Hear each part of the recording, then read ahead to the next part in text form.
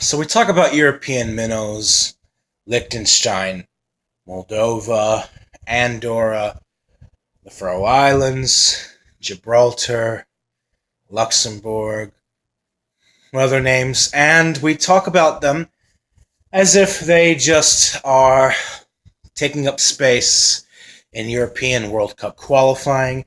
And while I do agree that, for the most part, a lot of these teams are generally easy or easier 3 points in World Cup qualification for the bigger sides in Europe, occasionally you get shock results. And in recent years, you get more shock results than you had previously in the past. And that's a sign that the minnows in Europe have improved. Standard quality of football has improved. Some teams have not really improved at all, and there's still a long way to go, like San Marino, in my opinion. Though they did get a goal today in Azerbaijan, so congratulations to them.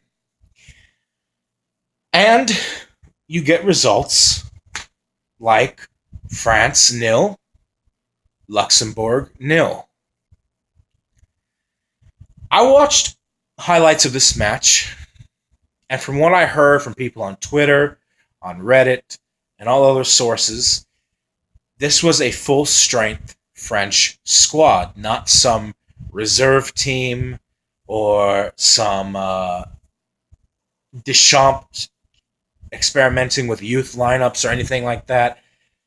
This was France at their A game, coming out, kind of needing the 3 points to put themselves firmly ahead of the Swedes and the Dutch and the Bulgarians in this group. But they just couldn't find the back of the net. And I think this is a case where you can't really blame France because at the end of the day, looking at this match, Luxembourg might as well have been playing with a 7-3-0 formation because they put numbers behind the ball.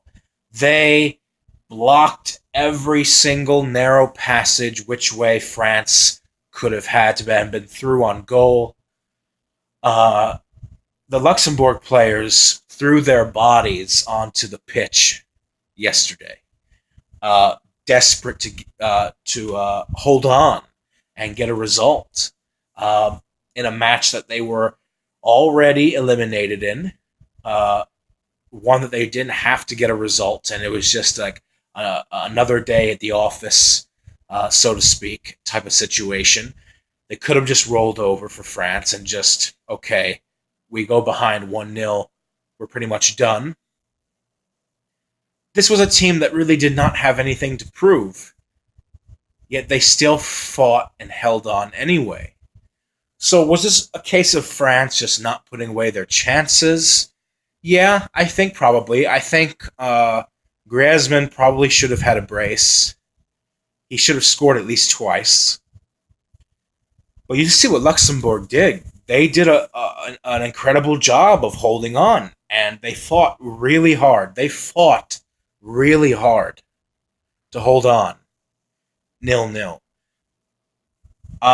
For me, the man of the match was their goalkeeper, Jobert. This guy made a couple of incredible saves that kept Luxembourg still in this game. I thought he was their best player on the field. And Luxembourg is a side who has gotten results in the past. I think in World Cup qualifying back in, I'm not sure what year it was, but 2006 or 2010 or something, maybe it was European qualifying. They beat Switzerland on the road 2-1. So Luxembourg is an example of a very much improved minnow in Europe, and it's becoming not very easy to play against these teams. Now, like I just said a few minutes ago, some teams still have a long way to go, like Gibraltar, Kosovo, Andorra still, despite that shock victory over Hungary, Liechtenstein. But hats off to Luxembourg, because this was one of the finest moments in their entire soccer history. You know, the last time Luxembourg got a result against France was 103 years ago, where they beat France 5-4.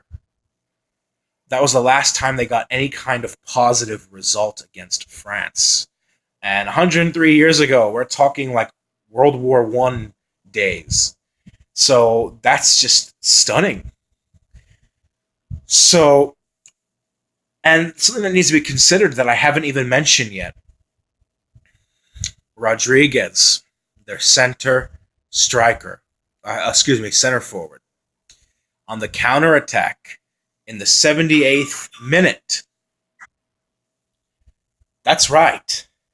Luxembourg almost won this match because Rodriguez hit the post in the 78th minute. And if that goes in and that Luxembourg holds on, Luxembourg would have had a famous 3 points on France. Luxembourg, you don't hear about this in the highlights. Some of you may not know this. Luxembourg hit the post in the 78th minute. They could have stolen it. And that is just, wow. Because now the group is opened up. This will give Luxembourg more confidence. They're likely already eliminated anyway. But it opens the door for Sweden to potentially finish first in this group. And France is by no means safe to stay in the top 2. They still have to fight for it. And this match was a wake-up call for them, because you have to fight for every single result. You cannot take anything for granted, even if you are most likely to win, even if you win very comfortably. You can't take anything for granted, and that is what France may have done in this match.